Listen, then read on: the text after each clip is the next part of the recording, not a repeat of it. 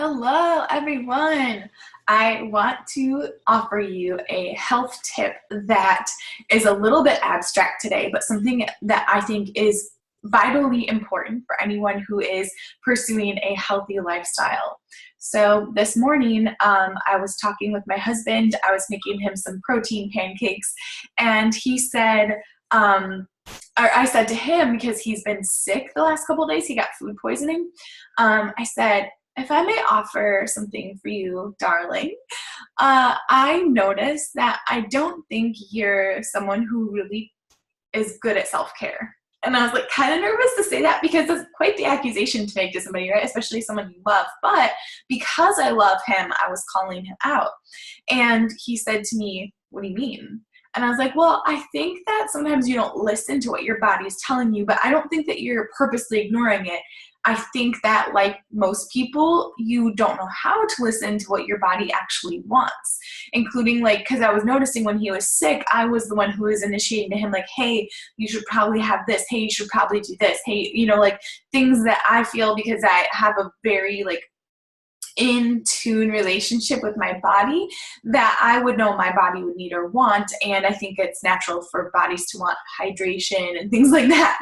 And he's like, well, how do you get that? And I was like, well, isn't that just the question? So I've been thinking about it all morning. She's been rolling around up in here, and there are some things. One thing I said to him right away is, well, I am a runner and I pay very close attention to what my body is saying and what my mind is saying. And I have to create a relationship with my body where I know when it says that I've pushed it too hard, have I actually, or if I'm not well rested enough and, my times from last week and this week are drastically different because I've exhausted my body too much. So I learn to read every little sign, but I know not everyone's a runner, and that's okay. You can still have that relationship with your body even if you're not a runner. But I will say this for sure, that when you are working out and eating healthy and doing all the things that is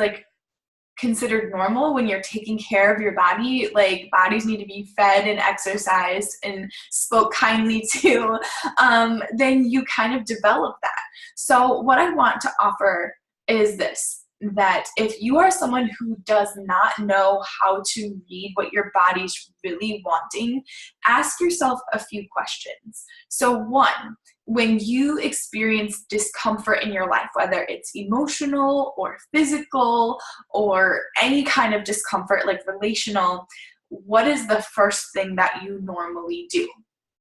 Most of us have a way of pacifying or trying to push that discomfort away, whether it's through TV, social media, drinking, overeating, or just eating, or complaining or whatever. A lot of us have developed a way to avoid discomfort.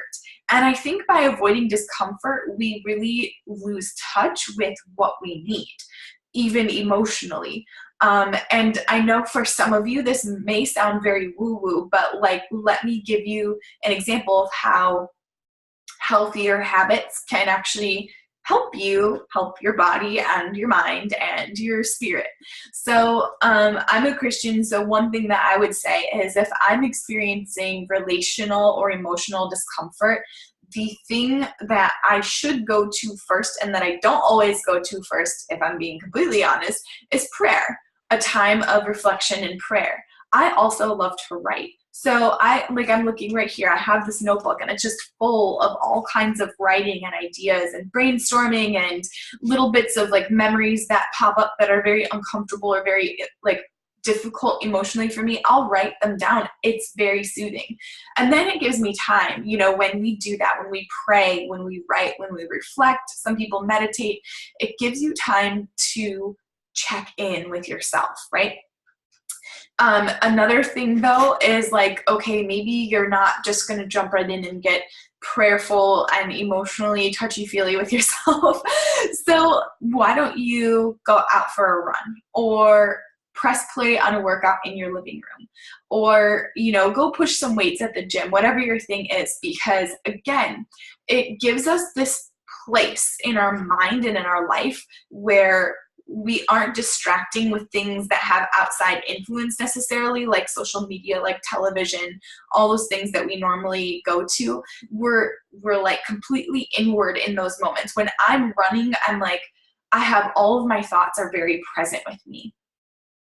When I'm working out in my living room, I'm kind of a little bit more, when we're working out, a little bit more primal, like, okay, my heart rate is this, my discomfort is this person on the workout video is telling me I have to finish this, so I'm going to finish this set.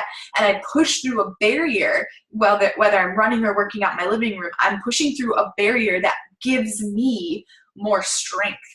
And I'm not saying all this because I'm great. I'm not.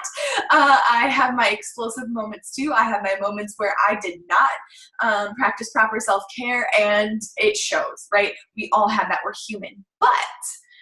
But if we work out regularly, if we pay attention to our body's cues that, dang, like we did not need the extra cup of coffee. What we actually needed was a salad full of all the colors and something to nourish us, to actually give us that energy that lasts versus just that caffeine zip, right? That was a lot of that. And so we need to get more in tune. So working out is one way that I'm like, hey, I am strong. I'm capable. I overcame that hardship in my physical life, so the other things that I'm going through are easy to overcome. When I listen to my body and tune in and actually just trial and error, I think my body's saying that I need a meal right now. And I eat a meal that's nourishing and colorful. I like to say God's natural colors.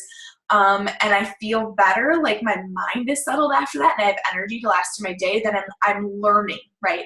So self-care really is all about learning how to listen to your body's cues, learning how to push through discomfort instead of avoid it, and learning that you are a soul housed in a physical body, and both soul and body, and obviously mind, those things all need proper care for you to live the life that you want, for you to live the most happy, healthy, fulfilling life. You have to stop avoiding. I should say we have to stop avoiding the things that cause us discomfort, avoiding the things that our bodies are trying to tell us, and digging in deeper to that. And I really believe that fitness and eating healthy, those things teach us so much about what we need. And then in every other arena in our lives, we're able to dig in further. My parenting, I can dig in further. I can ask the hard questions. I can see what my child is saying to me about what he wants. I can see what my emotional reactions reveal about me and the things from my past I haven't let go. And I can improve it all. I can improve it because I'm not avoiding. I'm not putting it off. I'm not pretending it doesn't exist. I am now facing it. I know that I'm strong because, dang, if I can run 15 miles on trails, or if I can push through 45 minutes of lifting and HIIT workouts, then I know I can do hard things. So now I'm digging into my life. And I think self-care starts with you really just doing basic things. Exercise, eat well, listen, reflect, and then move forward. And then you'll find it just trickle into all the areas of your life. And that's something I really love about health and fitness. And hey, you know what? If you have no idea how to do that, like if you're like, that sounds great, but I would have no idea where to start, then I want you to know that's what I love to do. And I would love to help you. So if you have currently no plan for your fitness or nutrition or any of that, or if you have a plan that has not been working, or if you really just literally don't know how to be intuitive with yourself, reach out to me, ask me questions. I'm happy to answer them for you. And if I have something that can help you, I will let you know what that is and how it works. Otherwise, you all, I hope you have a wonderful, blessed, and healthy day and life. And I can't wait to hear how your lifestyle is improved by exercise, nutrition, prayer, and reflection.